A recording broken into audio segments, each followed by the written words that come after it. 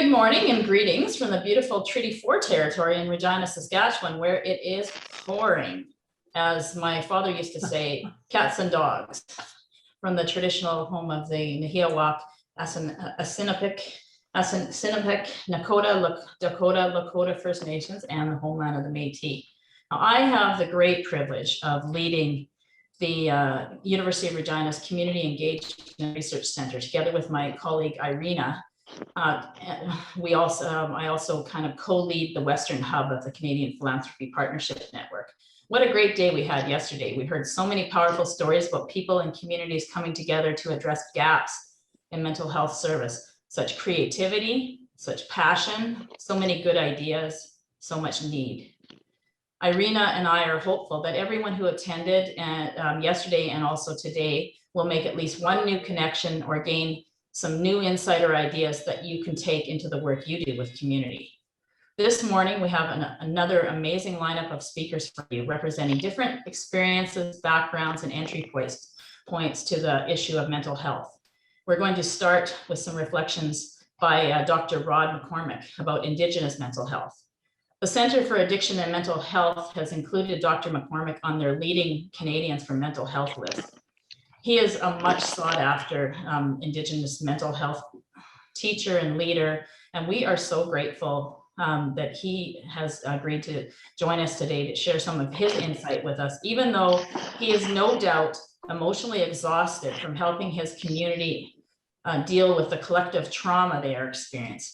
As you may know, Dr. McCormick lives on his partner's home reserve in Kamloops, and we all know what's happened there and why that has made the national news lately. Kamloops is the home to Thompson River University, which is so fortunate to have him as a professor. Now, Dr. McCormick, we think you will be so happy to meet and hear from Emily Winters, who is a PhD student in psychology at the University of Regina. Emily is originally from Newfoundland and Labrador, and she moved here to do graduate studies. She's working on her PhD right now, and she's going to share some of the highlights from an initiative that she and some of her fellow graduate students have embarked on to counter oppressive practices in mental health services for Black, Indigenous, and people of color.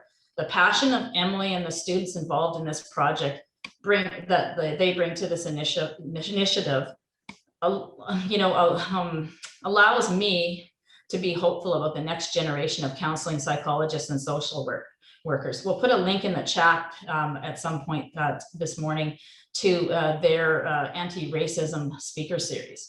Now, Latoya Reed is also one of our speakers, and we're very happy she can join us today from her new community of Toronto. Why do all the good people move away from Saskatchewan?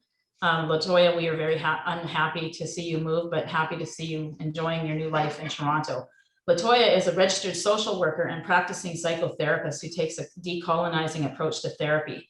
And I know all of you are probably as excited as I am to hear her thoughts about how philanthropy can be used to support and empower the Black community as an alternative to systemic paternalism. I'm also happy to introduce you to Amal Abdullahi. Amal is also a new mom, so had the privilege of meeting that brand new baby of hers not so long ago. Regina is very fortunate that Amal and her family chose to move here. Her efforts to help newcomers and refugees access mental health resources is inspiring. In light of the horrific act of racialized violence that occurred in London, Ontario this past week, we can all appreciate that the mental health concerns of people in the Muslim community have likely intensified. Thank you, Amal, for agreeing to help us understand some of the lived experience of Muslim Canadians and what needs to be done in this area of mental health. Now, each speaker will have 15 minutes to share their thoughts with us. And then we're going to have an opportunity for people to move into breakout rooms where you can reflect on what you heard for about 20 minutes. And then we'll come back and have a close off the morning. So I'm going to turn over the microphone right now to Dr. McCormick. Thank you. Wakeford Whitetech, Rod McCormick, and Bego. My name is Rod McCormick. I'm Ganigahaga, and I'm calling from the unceded territory, traditional territories of the Secwepemc people, and from the community of Kamloops to Secwepemc. And I do apologize for holding everyone up. I'm not good at technology yet, but for some reason, I just couldn't get on today. But I'm on, so great. could you let me know maybe when I only have a minute left? And I'm not only flustered from fighting technology, but I had my second Moderna shot yesterday, and man, it really hits you the second one. Okay, so hopefully this is going to work. Yes, can everyone see that? Oh, No? Oh, great. Share screen. I'm doing it on a Mac because the PC wasn't working. Slideshow. I've clicked slideshow. That's not working. No. Do you need to make Dr. McCormick a co-host so that now he I'm can share his I don't screen? see his name. So, oh yeah, here we go. Let me try that. How's that? Not yet. You are the co-host. I'm sharing screen, but it's not sharing. Ah, okay. I'm not sure what to do. The other alternative would be to just quickly email it, and then we could show it on your behalf if that would work better. It's too large. I can read it without the visuals, I guess. Yeah, I don't know what else I can do here. We could share it as a PDF. Yeah, my technical advisor, my partner, just took the dog out. So, Well, no Can I worries. just suggest something? Like, are you allowed to share the screen? I don't know. Yeah, just see at the bottom, and there is a green arrow share screen. If you click on that. Well, this is a Mac, so it seems to be totally different. It just gives me the little symbol to share screen. Well, Slideshow, slide sorter. If you can send the the slides to someone else. It's way too large. I couldn't send it through any system. well, let's not. yeah. We can send it afterwards to. Yeah, like, sure. plan on sending an email to everyone afterwards Yes. with copies of all the other presentations that people have shared with us. So if you're Oh, wait a okay, minute. just This says share at top here. Share. Hang on. It's gonna upload. No, this wants to upload it to the cloud. Maybe that's how I'll send it to you. I guess I'll just give up because we've wasted enough time. Normally the share screen works. I practiced it on the Mac even, but it's not working for some reason. Okay, well, I'll start by saying, yeah, the first slide was the residential school all lit up. I live not far from the Kamloops Indian Residential School. My partners, all our family attended, and it looks beautiful right now because the city of Kamloops has done this light show with orange, and then one of the local hardware stores donated 215 lanterns, which are put out front on the lawn there. So it's quite pretty, but it's also deceptive. My next slide just, so I thought you guys would be interested in the 215. So some of my slides have to do with that. The next one is Pope voices sorrow over Canadian deaths, doesn't apologize, June 6th. So people are pretty upset about that the church, Catholic Church, probably because of legal liability, will not say that they apologize and they're responsible. So it's a bit frustrating.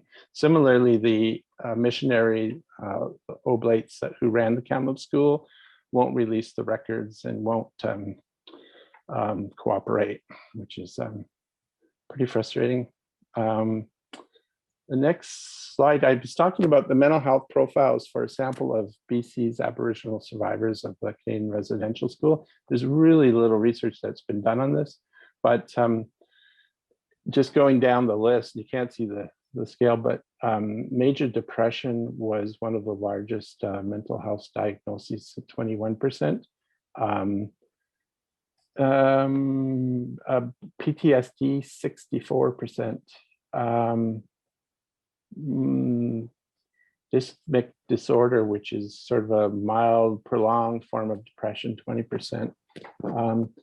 So in substance abuse disorder, 26%. So it has had quite a substantial impact. The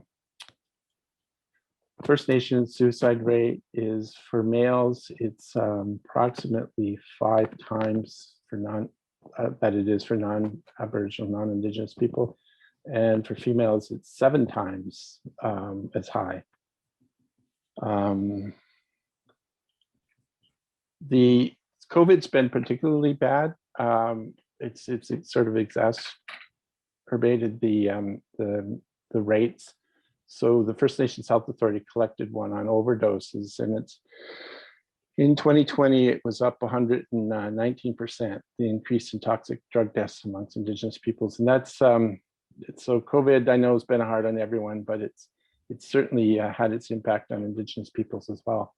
So I'm going to go into, I had a nice slide here. It said, our brains, here's a quote from Ryan North, our brains are wired for connection, but trauma rewires them for protection. That's why healthy relationships are difficult for wounded people. And I do think that has a lot of significance for Indigenous peoples, because the connection is pretty vital. And that's one of the things I'll talk about in my remaining minutes here. So, and I'm sorry, this is an abstract concept, which is better presented visually, but the theoretical explanation that I came up with, this is when I was a doctoral student many years ago. And I just wanted to say, Saskatchewan, you guys really benefited from getting our best dean ever, Irene, who is a former doctoral student of mine and now was our dean. She's Indigenous from the South Pacific, and she's now the provost and vice president of University of Saskatchewan. So we steal a lot from you guys. Sometimes you steal some from us. So the theoretical explanation I wanted to share has to do with logotherapy, or Viktor Frankl. And I just saw the parallel because of the Jewish Holocaust. And what Viktor Frankl, who's a psychiatrist, he survived the extermination camps of Nazi Germany. And he found individuals and cultures can survive if they have a strong reason for living or source of meanings, such as spirituality, work, significant relationships, contributing to your culture, community, etc. And as a means to eradicate Indigenous or Aboriginal culture, the Canadian government systematically moved to disconnect Indigenous peoples of this country from sources of meaning and strength. Whether they did that knowledgeably, I believe they did, it had its impact. So the next slide just shows the individual in the middle, and then it's an expanding circle. So family is the next ring, then community, then culture, then the natural spiritual world. And it's sort of a self-transcendent model versus, say, Maslow, which was based more on Western individualistic culture, which is not self-transcendent. So my next slide, disconnection. So when you think of those circles, we were disconnected from family due to the residential schools. We were dislocated from our communities and relocated to reserves. And this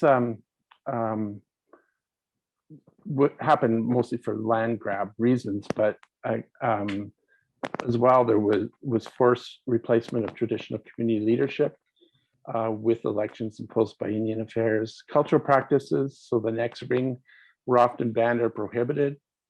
So you had potlatch law, Sundance law, etc. You're punished for speaking your language. They tried to replace traditional spirituality with Christianity. And the last ring, nature, government had a policy to relocate Indigenous peoples to urban settings when they could, speed up the assimilation process. So when you think of those disconnections, and if as Frankl, if he's correct, and that's where we get our sense of meaning and strength and so on, we've been disconnected from those. So a lot of my research is focused on people's healing journeys, Indigenous peoples, and how they heal. And it seems to be reconnecting with one or more of those sources of meaning and strength. If I were to look at a meta-analysis of all my research in the last 25, 30 years, I would say that connection or belonging is a big one. Balance, cleansing, empowerment, and responsibility. Those are all, they all seem to lead to healing. Next thing I'll say is, and sorry, I had some really nice slides for this.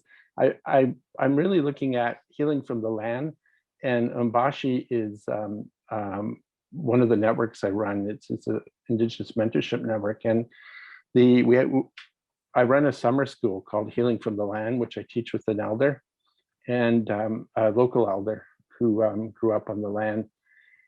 And day one, it's a 5-day grad course, and day one is trees and forests.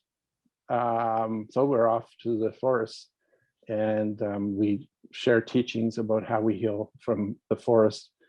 Day 2 is rivers. Day 3 was lakes and water. Day 4, plants and earth.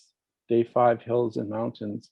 And I won't read you the quotes from that, but we students learn how nature can be grounding and connecting, how nature can be calming and cleansing, how nature can provide perspective and guidance, and how nature can be empowering.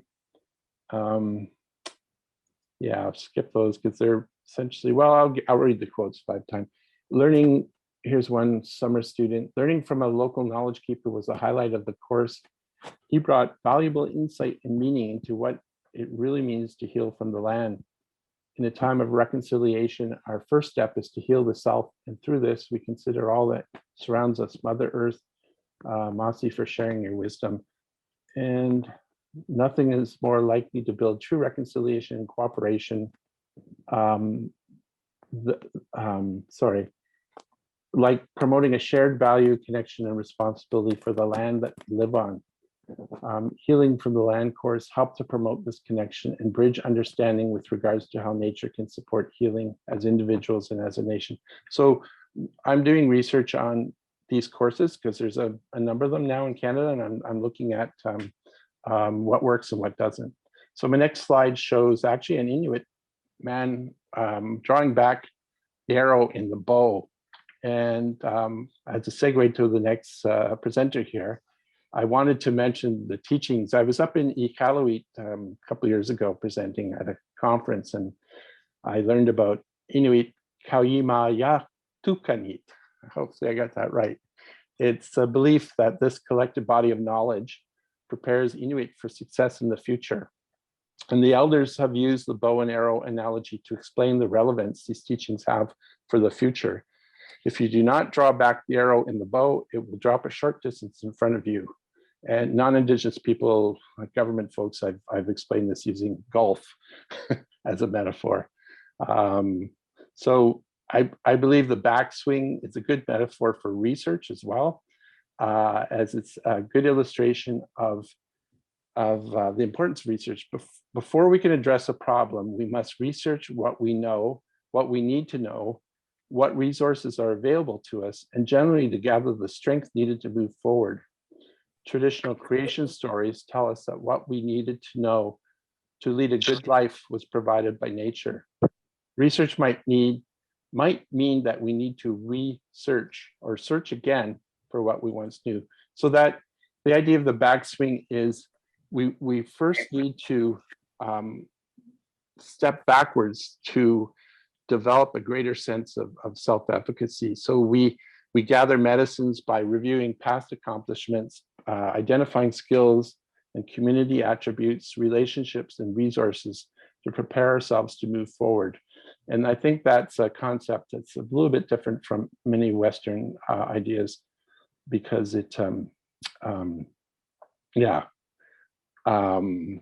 more future oriented. Whereas, anyway, a final slide, because I'm probably down to my last minute. My colleagues, I've had so many emotional faculty meetings, department meetings, and so on online. And people are saying, what can we do to help? And I don't like to be cynical, but for the last 25 years, we've had 13 years of Royal Commissions and national inquiries. And the first one, the Royal Commission on Aboriginal Peoples, had 440 recommendations. Longest and most expensive Royal Commission ever.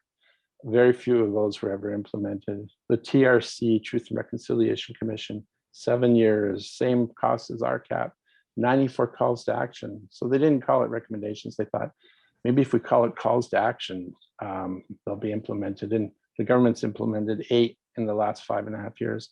The latest was the National Inquiry into Missing and Murdered Indigenous Women, 231 individual calls for justice. So they're calling it calls for justice.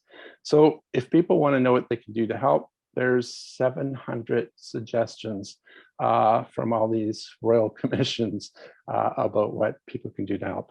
So once again, I apologize for my technical challenges here this morning. I've never had this happen before. And I'll stop because I'm sure I've used up my 15 minutes. Yawa, Kucham. Thank you so much for those brief reflections, but very insightful reflections, Dr. McCormick. We're going to pass things over now to Emily. Thank you, Dr. McCormick, for sharing with us today. So now I'm going to try and share my screen and see if this will work. Hopefully it does. Does it look like it's working there? Yep. Okay. So Atili Hai, hello everyone. My name is Emily Winters. I am Inuk on my father's side with familial ties to communities in the Nunatsiavut land region, including Makovik and Hopedale. And on my mother's side, I am settler European, and I was raised in the urban setting of St. John's, Newfoundland and Labrador. Today, I am here to speak on behalf of the Psychology Graduate Students Association at the University of Regina and members of the Anti-Racism Speaker Series Planning Committee to discuss the Anti-Racism Speaker Series. And I'll talk a little bit about the relevance that this anti-racist work has to the mental health field as well. So first, I'd like to spend a bit of time talking about our motivation, and I think this explains a little bit of the relevance to the mental health field as well. So our main motivation with this speaker series was to amplify voices and provide tangible support to marginalized, particularly racialized individuals. We also wanted to supplement our graduate training as well. As psychology graduate students, we have noticed that there is limited coursework across the board, definitely not just at the U of R, across the board, across Canada. There's limited coursework on anti-racism. It's not included a whole lot in our training, so that's something that we wanted to address.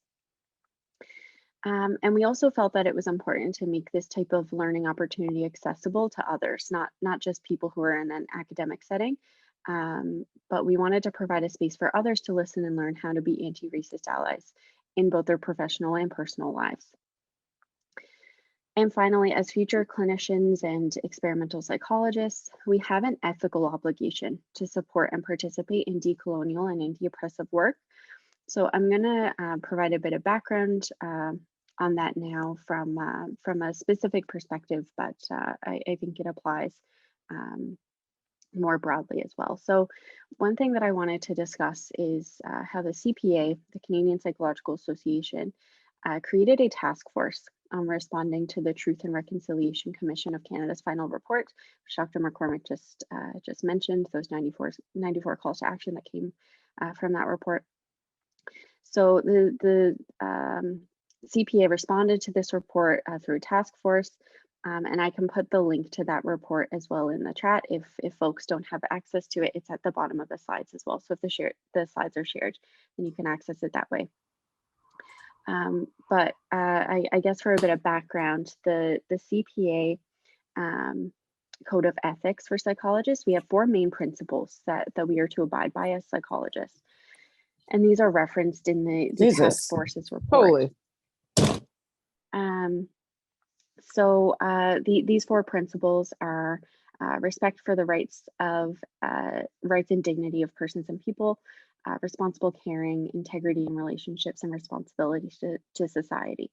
So in their report, the task force's response to the report, rather, they reference these principles and explain how the profession of psychology has contravened its own code of ethics in its treatment of Indigenous peoples in Canada. The task force included, among many recommendations, Dr. McCormick referenced, there's a plethora of recommendations out there, but they included some more recommendations specific to psychology, indicating that psychologists should advocate on behalf of Indigenous peoples and pursue social justice to ensure Indigenous peoples enjoy the same rights and living conditions as all Canadians. So I thought that that recommendation really spoke to the type of work that we are trying to do with this series, in that we want to make sure that we are advocating for the rights and living conditions of marginalized individuals, particularly racialized individuals. And we want to create a space where people can become better allies. So I wanted to talk as well about the CPA's definition of what an ally means. So again, this is specific to Indigenous peoples in Canada, but I do believe that it would apply more broadly as well. So they indicate that in terms of a definition of allyship and what that means, psychologists are called upon to openly identify themselves as allies and stand as advocates for those who have been oppressed by colonial systems. It is insufficient to have awareness and sympathies for the plight of Indigenous peoples in Canada. Members of this profession are called upon to work with and for Indigenous peoples.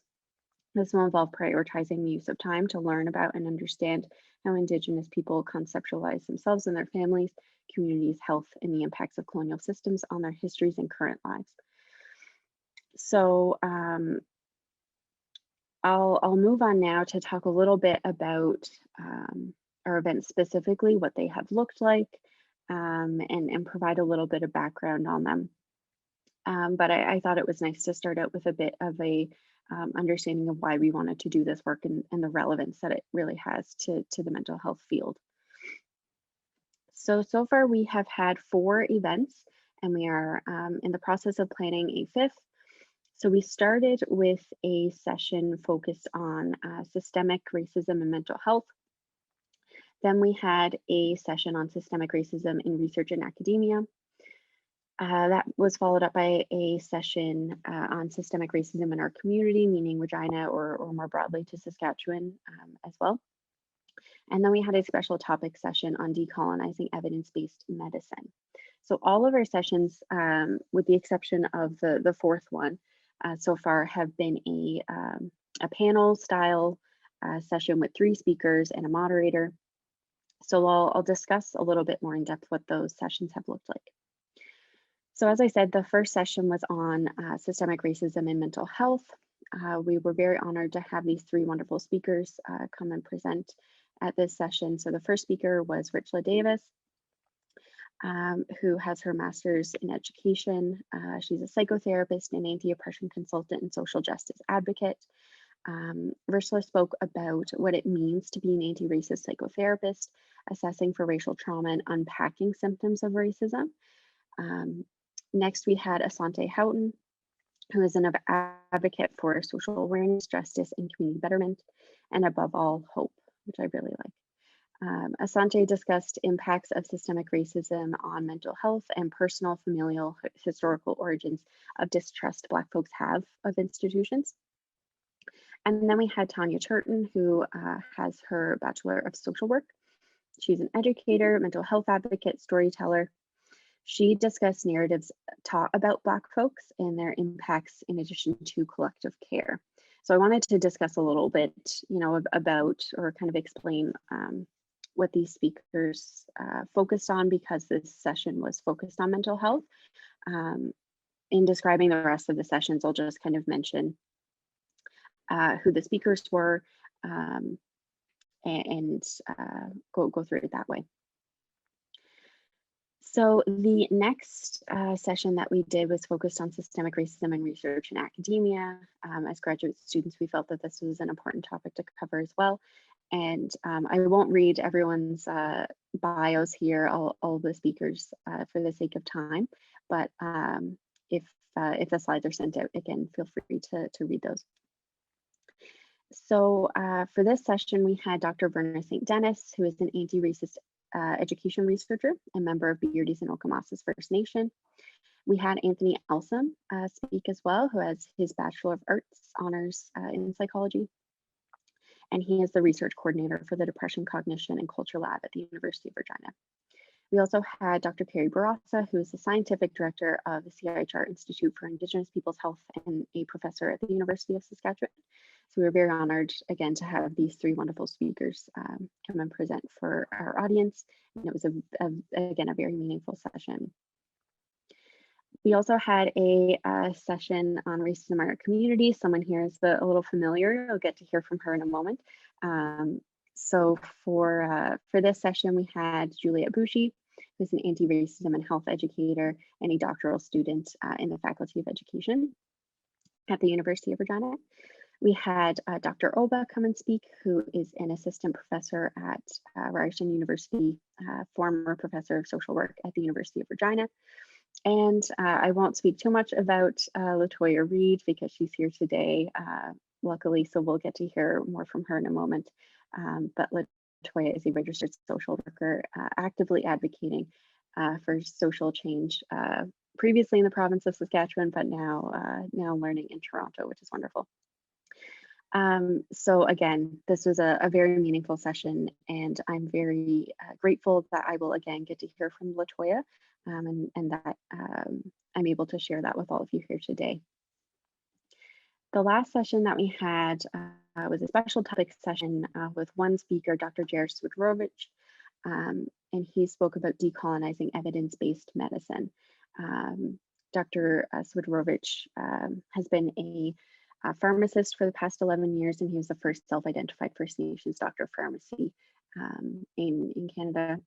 And he's a current PhD candidate in education at the University of Saskatchewan. So those are what our events have looked like thus far. I think that they've all been really meaningful, all been very well attended, which is really nice to see. And yeah, so that's kind of a description of our events so far. I wanted to mention as well the funding success that we've had. So so far through those sessions that we've had and the work we've continued to do, we've raised over $7,000 to support our events. And a large chunk of that money has actually not been spent yet. It's dedicated to sessions that are in the works or going to happen later on in the year. But this funding goes almost exclusively, pretty much exclusively to fund our speakers or pay our speakers. So we pay all of our speakers an honorarium. And it's very important to us that these people are compensated for the emotional and mental labor and for sharing their knowledge with us and with community as well. So we have had funding from the Canadian Psychological Association, the clinical section specifically, the Regina Public Interest Research Group, MCOS, SaskTel, Sask Energy, Rising Youth, the U of R Graduate Student Association, as well as the Department of Psychology at the University of Regina as well. So the last thing that I really want to mention is I would be remiss not to mention the other members of the planning committee, because I certainly don't do any of this work alone. This work has been led by and initiated by a number of members of the PGSA at the University of Regina. So Rachel Krakauer, Hillary Power, Rebecca Corpus, Hannah Anstey, Kaylee DeLucre, and Ashley Balsam have put in a lot of work to these events. So I wanted to make sure that their work was acknowledged here. We are also very thankful to have two faculty members on our team, Dr. Natasha Gallant and Dr. Richard McLennan, who are very dedicated allies and give up their very limited time to help us organize and facilitate these events. So thank you, Nakimik, to them as well. So the last slide that I have is just saying thank you, Nakimik, for everyone for listening today. And I wanted to provide more information on where you can learn more about the speaker series. If you have suggestions, anyone in the audience on potential speakers, and potential topics as well for the series, specific focus areas that you think would be relevant, we'd love to hear more about it. You can reach us at urpsychanti-racism@gmail.com, or on Facebook. If you look up urpsychgrads Anti-Racism Speaker Series, which is a bit of a mouthful, but if you look up, you'll find us, and we're also on Instagram. We have a Google form as well, where you can be added to a mailing list, and then you can be sent information on future events, as well as after each event, we send out actionable items that are created by the speakers, and that's where you can get access to that information. So I can put that link in the chat if that's okay with the organizers, and anyone who would like to hear more can do it that way. So again, thank you, Nakamik, for listening today, and I'll turn it over to our next speaker. Thank you so much, Emily. We really appreciate you being here and reflecting and providing us with some food for thought and future food for thought, as I'm sure everybody will now kind of be jumping into that form and want to get involved in what you're doing. So I'm going to pass it over to Latoya Reed. Hi, thank you so much, everyone, for providing the opportunity for me to not only share my experience with you all, but also be a part of this transformative approach in creating a more egalitarian society. So my name is Latoya Reed. I'm an immigrant here in Canada. Originally, my genetics, my genes are rooted in an African descent, and I lost the connections of who I am due to the slave trade, transported to the Caribbean, where I grew up. The life that I know is as a Jamaican. And then I transitioned here to Canada, where I have also amalgamated and started a new life in and of itself. And so I identify as a Black individual, and I also am a trained, registered social worker who works right now as a psychotherapist. And one of my role as a psychotherapist is rooted not only in being a decolonizing therapist, but also rooted in supporting individuals with race-based trauma. So over the past year and a half or so, initially my clientele would have represented mainly Blacks who were making meaning of their experiences, especially as it related to the unrest, the civil unrest that surrounded the George Floyd phenomenon. And then slowly it transitioned. I think if I could pedal back, I worked as a medical social worker, as a health educator in healthcare. So a lot of my support with psychotherapy also started with the Indigenous society. So many of my clients were also Indigenous, and I got to have a bird's eye view in the specific challenges that are associated with individuals who have either had trauma, intergenerational, or have had trauma stemmed to systemic oppression. And then as the unrest and oppression in society transitioned, I started seeing a lot more persons of color. And when I say that, I mean Asian society. We're all aware of what's happening with the anti-race, anti-Asian rhetorics that are happening in society. So that has been causing a lot of unrest. But today I want to speak about benevolence clothed in racism. And the reason I want to speak about that is I remember 6 years ago when I immigrated to Canada, the Open Door Society was a haven for me, was a safe haven for me. It was an organization that became quite resourceful. And I remember that they connected me with a young lady who became my friend, and she identifies as white. And one of her role for me was to provide support that I thought was charitable. So she would help me to source items for my home and stuff like that. And then over time, I believe that we developed a friendship. And I don't think my belief was unreasonable, because this was an individual that I grew affectionate with. This was an individual who was becoming known to my family. But the more I assimilated what our relationship meant, I recognized that while I was inviting this person in my home, while I was trying to break down barriers with this person, a lot of boundaries were still established. So while this person was invited to family settings, were introduced to my inner circle groups, I was never one to be invited to any circles. And then I saw that it was more of me being a charity case where secondhand stuff from her friends or whoever would have been passed down to me.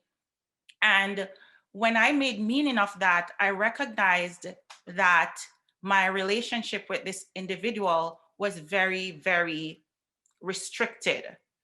I was always going to be seen in one light, and she would always, there was a distance in our relationship. It doesn't matter how I tried to forge or break that barrier.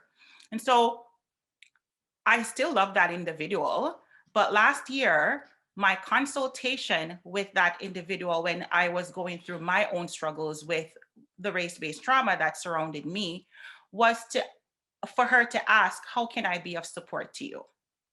And one of the ways that I asked for her to be of support to me was to use her privilege, her white privilege, her space to provide education to the people within her circle, because I thought that there could be a wave effect, a ripple effect, where one person teaches another, and that barrier where Blacks and the skin that we're in gets erected as threats, and instead it becomes we're humanized and people can see us for the value that we brought. So instantly, when I confronted my friend and asked her for that, I say, can we go to the Black Lives Matter rally together? We can just dress almost as twins, and we can show people that Black and white can coexist. My friend could not provide that support. And that was when I recognized that her role was really a role of benevolence. And while I recognized that her intentions were probably pure, it was also laden in ideologies, stereotypes that were aligned with racism. So hopefully I can get my slide to work. Okay, my son helped me with this, everyone. So I want to start with providing the historical context that social work is linked intricately to the idea of charity. So social work and philanthropy are some of the grounding elements that started social justice. And the aim at that time was to eradicate poverty and address inequality. And one of the ways that that could have been actualized at that time was through Christian churches, Christian organization, and community services. And through that, we saw historically poorhouses, home for the elderly, shelters, schools, and so forth that are still available today being established. But as the industrial age era transition, what we saw was a transition from charity work through the church being now overseen by social welfare services that we now know them as. So what's the true purpose of philanthropy? Philanthropy, in my opinion, is aimed at empowering, supporting, defending the disadvantaged individuals and groups in society, and also mainly to challenge racial inequity with policies and sustainable, tangible actions. So I guess the main question is, can good intentions cause damage? In my opinion, it can. Historically, we have seen that it does happen. And even with Dr. McCormack's speech, where he spoke about the discovery of the 215 tombs for Indigenous children, I think if we spoke to the Catholic Church, they would have said that, thought that they were doing good. But today we are seeing, and historically, we have seen the damaging impact of people who think that they are doing good. And the reason doing good sometimes can seem and have damaging impact is because then and even today, the focus of philanthropy has always been on focusing on alleviating rather than eliminating root causes. Also, it often is rooted in paternalism rather than empowerment, so that fiduciary power is imposed on individuals, and for some reason, that those individuals who assume that fiduciary power are always those who embody a white system. So how does benevolence become become damaging. It is really through assumptions and actions, as I said before, that would erect one as making decisions in the best interest of others. And in reality, if I am the true individual who know myself in the best way, how can someone know what is best for me?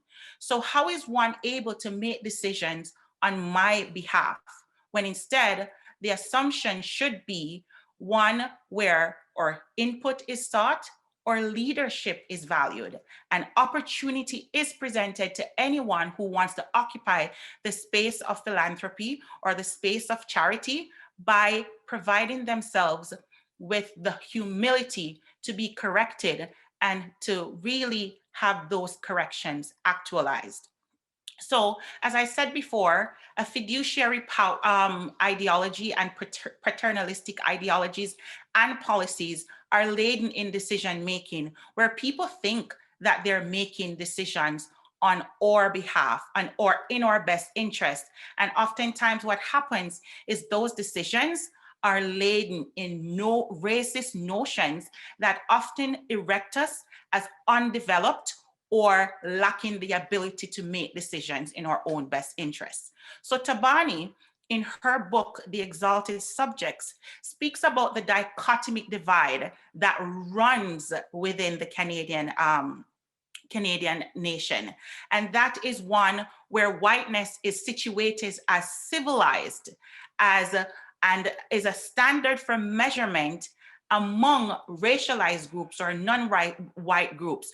And inadvertently, what happens, whether it's inadvertently or intentionally, what happens is non-white groups are then relegated to stereotypical identities as being subhumans. So how is this damage continuing to perpetuate? It perpetuates when philanthropic groups forget or ignore that culture should be a big factor in their planning, where they regard all groups as homogeneous rather than individualize each group. So oftentimes I will speak to individuals and I will say to them, yes, you see a group of Black people, but you never individualize Blacks. And my research, my thesis that I recently did on Latin Americans who are making their way to the US border speaks of some approaches that are being used to perpetuate this kind of notion. So there's the use of collectivism, where groups are seen as one group, so the diversity within that group isn't honored or isn't recognized. The aggregation, we're seen as numbers, the pathologization, and we could go on and on and on. But instead, within, and I can speak for the Black community, within the Black community, yes, we're all rooted from Africa, but within that is the diversity that you have biracial Blacks, you have Caribbean Blacks, you have African Blacks. And yes, we're all Africans, but our diversity within our group needs to be honored in order to meet our specific needs, because my trauma associated with even, let's say, the slave trade is different from Africans. When you look at Africans, the trauma that they suffered due to their families being taken from them would be almost akin to the indigenous, where their children were taken from them through the residential schools and they never got the opportunity to see them. Many of our ancestors never made it through the middle passage. They died on the way. So yes, you see the end product, but within that middle passage, so many of our ancestors never made it. So that trauma is a trauma of loss. But on the other end, especially for me, I know that that loss for me is a loss where I can never know my culture. I never know who I am. I have to go searching. Am I Nigerian descent? Am I Ghanaian descent? Am I from the Ivory Coast? Where exactly am I from? And the name that I wear, what am I, is it something that I can assume? And when I worked in social services, that was some of the trauma and the struggle that Indigenous children that I supported had to suffer through. They could not identify their culture, they were losing their language, and that is something that needs to be preserved within any philanthropic group that needs to support us. Another big issue is color blindness and neutrality. That is one that irks me a lot. I remember sharing with one of my coworkers what was happening, and her response last year, and her response to me was, "Oh, I don't know what this how this happens. You know, for me, I don't see color." And instantly it was like a dagger in my heart, because I'm like, okay, if you don't see color, what do you see then? Why would one need to disconnect from the reality that we're all different? We all have skin color. And the fact that I'm a Black woman means that my experiences of navigating this world are very, very different, are even way challenging than one who is white and has privilege. So why can't we see color and use that color recognition to recognize that our experiences are going to be different when it ought not to be, and then use this recognition as the impetus to get us to a place where we start making and having tangible discussions and policy changes about making this place a place that honors and values our diversity, rather than one that invalidates, denies, and justify racial social systems that support white privilege, where one will say, no, I don't see color. So if you don't see color, it means that in wanting you to acknowledge and honor me as a Black woman is going to be dismissive, because if you don't see my Blackness, then that means you picture me as someone who is white. And that is something that people of color tend to resent. So what does benevolence clothed in racism look like? It is really a way that further legitimizes and reinforces racist attitudes, policies, and practices in the name of benevolent aims. So lots of foundations will start by saying, I'm supporting this, I'm empowering, my role is to defend. But in defending and supporting and empowering, they still have policies that are contrary to that aim. So really, benevolence in racism first emphasizes racial accommodation rather than challenge the status quo and evoke transformational change. It really adopts practices that align to functionality, where discriminatory practices and policies are condoned as necessary evils with the intent of creating a greater good in due time for the Black community and society at large. And when I say the Black community, I think this point, most of the points that I will make today can be applied to Blacks, Indigenous, and people of color. Another way that racism within benevolence manifests is by discrediting policies that are designed to correct structural racial inequities. And oftentimes, in discrediting that, people will say, oh, that's unfair, it's unjustified, it's counterproductive. And ultimately, they will say, oh, these choices that these people are trying to implement tend to be more detrimental to their needs. So if we speak about this new drive to defund the police, that is exactly what some of the rhetoric have been. It's unfair to defund the police. It's unjustified. It's counterproductive. Who's going to protect us? But why would we need to be protected when, on the other side, we can look for the root causes that problematize certain groups of people, and then use some of the funding that are directed in a reactive approach, and then treat the root causes where we won't need so much emphasis on law enforcement, because people are healing, people are reconciling, people are improving in and of themselves. So we won't have broken people living in a broken system, where the system creates this brokenness and perpetuates this brokenness. And instead, true funding is being directed where it cannot necessarily alleviate the problem, but help to treat the root causes, which a lot of it is really in a system of racism and structural oppression. So what then are the solutions to the benevolence clothed in racism? This list for sure is not exhaustive, but I thought that these were a few salient points that I thought would be helpful. So the first is to consult. And consultation means wide scale, diversity, seek out the responses, the needs. Oftentimes when we're doing research, we talk about needs assessment. So needs assessment really means that you don't just sit in your circle and be comfortable and decide paternalistic that that is what is needed. You go out, you do your research, you do your homework, and then from that, you're able to actualize that this means that the sanction that I'm heading in the right direction. The next is collaboration.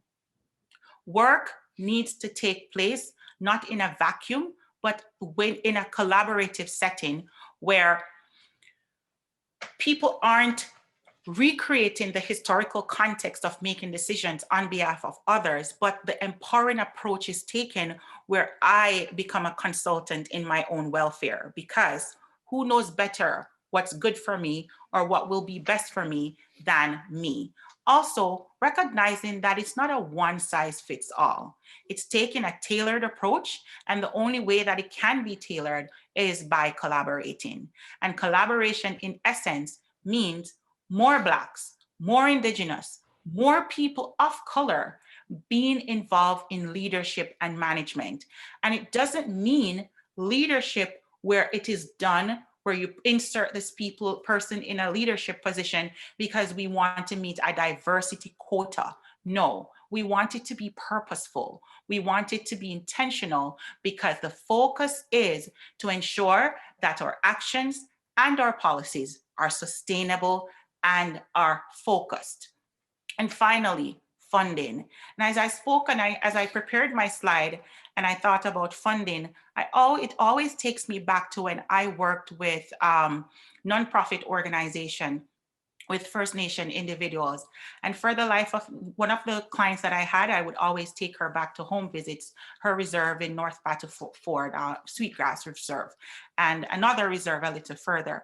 But it doesn't matter how far I would drive. It doesn't matter where I would go. Once I'm on those roads, the roads would be paved, they would be beautiful. And the moment I transitioned to enter on First Nation Reserve, it was like day and night. And the first time that realization dawned on me, on someone who sees Canada as a first world country, when I entered the reserve, I was like, what is happening here? The conditions on the reserve were worse than conditions that I, as an individual who grew up in a third world country, could have ever fathomed.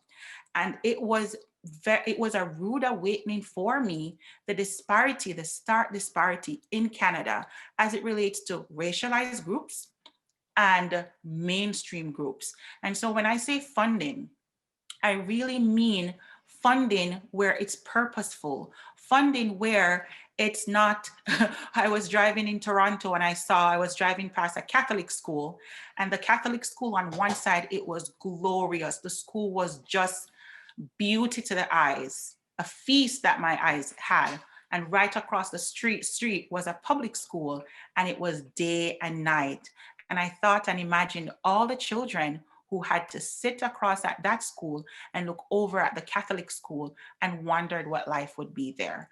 And that's the whole intent. If we're creating a more inclusive society, if we're creating a more egalitarian society, if Canada is really true to its calls on multiculturalism, then we have to ensure that funding is focused in a more inclusive way, where no one is seen as more privileged or more important than the other.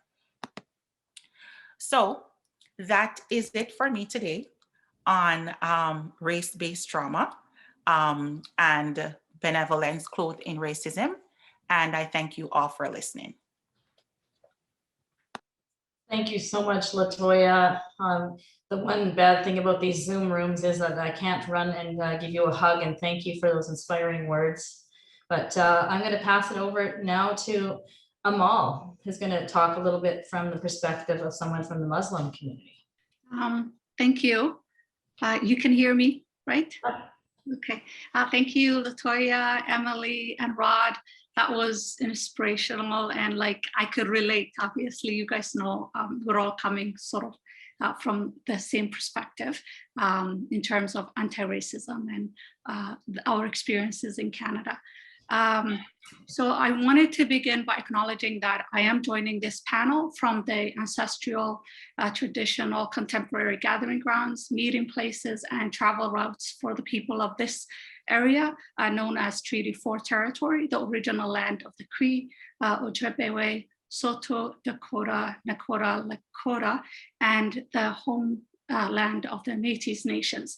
In doing this, I wanted to convey my utmost respect for the dignified histories, languages, cultures of the first people of Turtle Island. As a Muslim woman of Indigenous African ancestral lineage, this acknowledgement is vital to me. I am committed to moving forward in partnership with Indigenous nations in the spirit of reconciliation and collaboration. I humbly sit in this panel with you all, and there is no better timing than now, as you guys are all aware of what just happened in London, Ontario.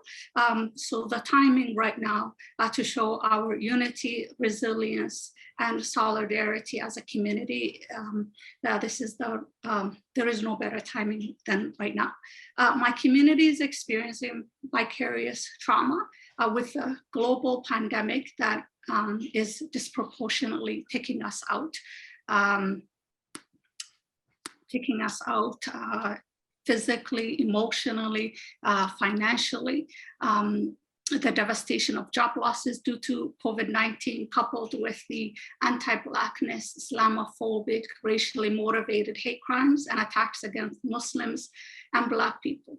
To demonstrate the impact of this vicarious trauma we experienced, I will share with you an example. On February 10, actually I'm gonna share a picture in the chat.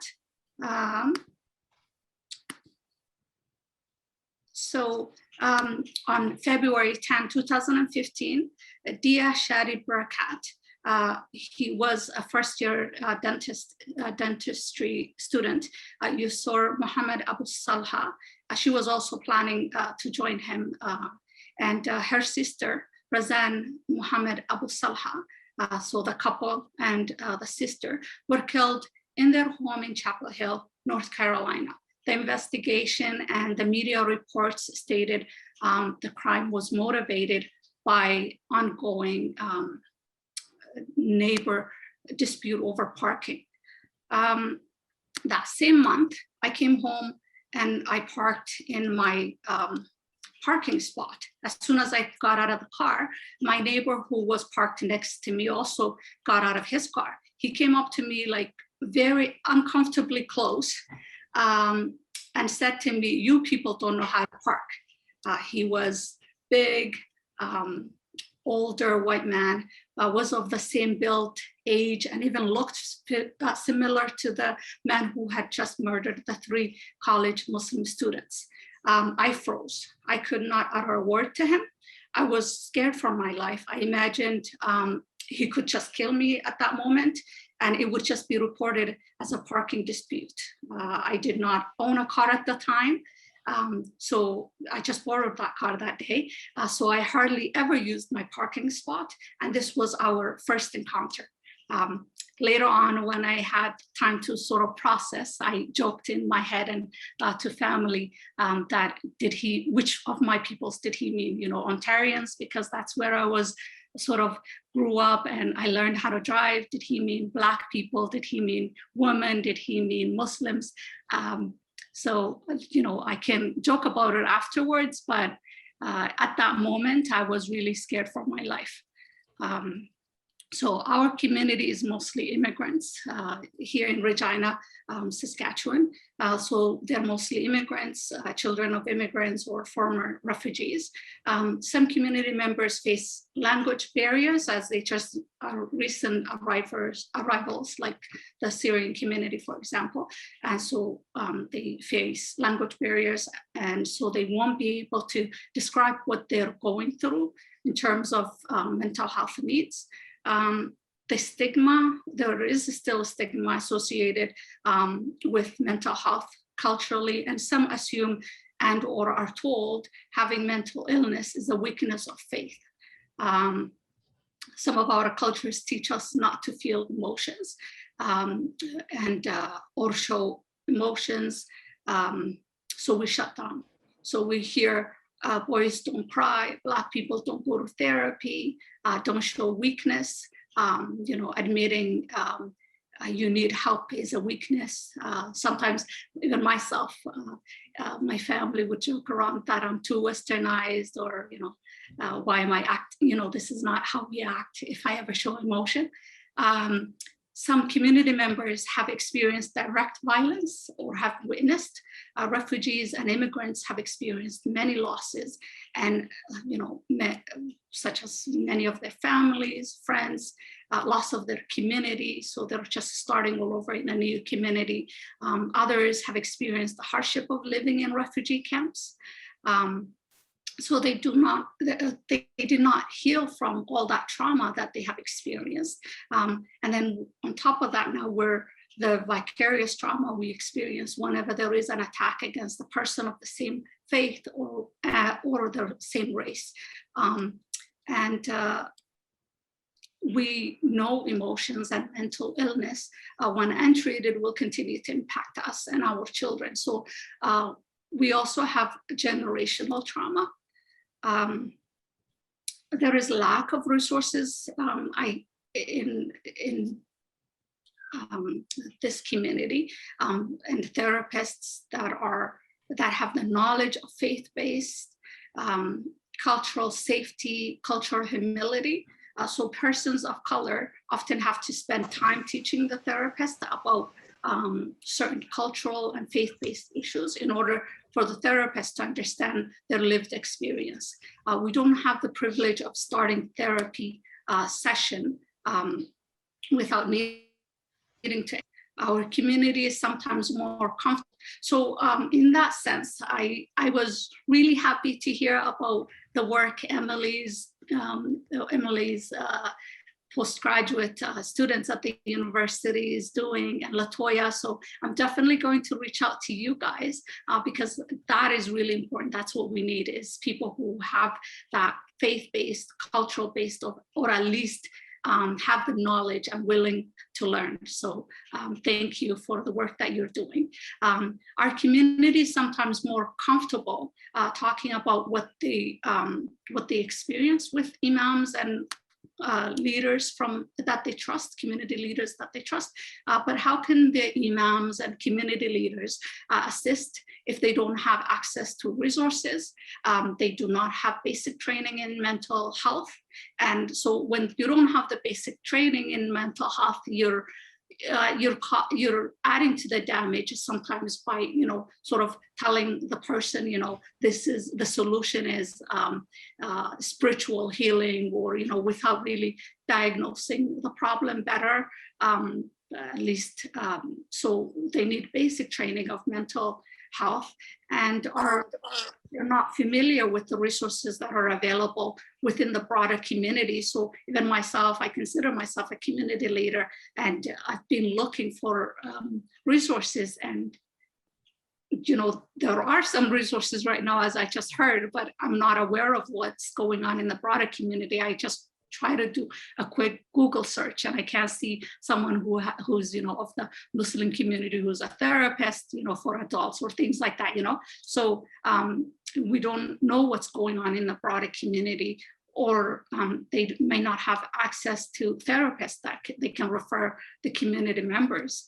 I come from a community that is resilient. diverse, and some of us are from war-torn area, and we were looking for a safety and security for our families. And now, in addition to all the stressors of our lives, we have to look over our shoulders and to ensure that we're not another statistic, another victim. So, as Lynn had mentioned during the intros, I'm a new mom. So since that attack, it's been raining a lot, but there were some opportunities to go, but I thought about going for a walk. So it is kind of, every time there is an attack that happens either to a Black person or somebody of the same faith, we're experiencing that trauma and have to think about where we go or what we do. Therefore, I would like to leave you with these 4 points. As a Muslim woman, as a Muslim Black woman, I see and feel the hope of building a better tomorrow for our children. The trauma that is caused by systemic racism, anti-Blackness, and Islamophobia have an impact on our community's mental health, as I have shared some examples with you. I would like our community to have funding to create programs that would give us access to resources and tools to support one another. So that's my 3rd point.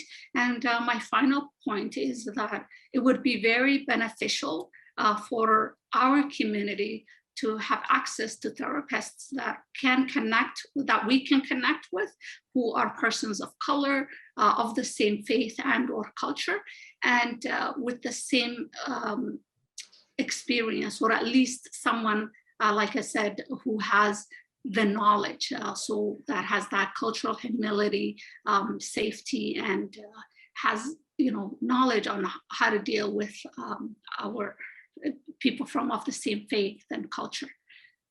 Thank you. That's all I wanted to share with you today.